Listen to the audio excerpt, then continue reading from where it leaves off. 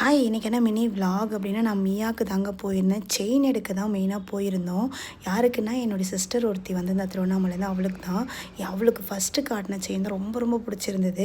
இதெல்லாம் அப்படியே கிளான்ஸ் பார்த்துருந்தோம். இந்த செயின் வந்து எனக்கு ரொம்ப பிடிச்சிருந்தது. 25,000 வருது. மீன்வைல் அவளுக்கு வந்து பிரேஸ்லெட்டும் எடுக்கணும். பிரேஸ்லெட்டுமே செலக்ட் பண்ணி வச்சாச்சு. ஃபைனலாக என்ன எடுத்தேன்னு நான் கண்டிப்பாக காட்டுறேன். இதை பற்றி சொல்லி அவனுங்க செம்ம அழகாக இருந்ததுங்க, க்யூட்டாக இருந்தது.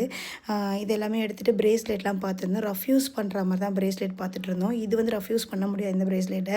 ஏன்னா 40,000 வருது. இது வந்து 60,000க்கு மேலே இருக்கும். சூப்பராகவே இருந்துச்சு. அவள் வந்து ஓல்டு கோல்டு போட்டு தான் எக்ஸ்சேஞ்ச் பண்ணா. ஓல்டு கோல்டு வந்து அன்றைக்கி ரேட்டுக்கு என்னவோ அதை அப்படியே எடுத்துக்கிட்டாங்க.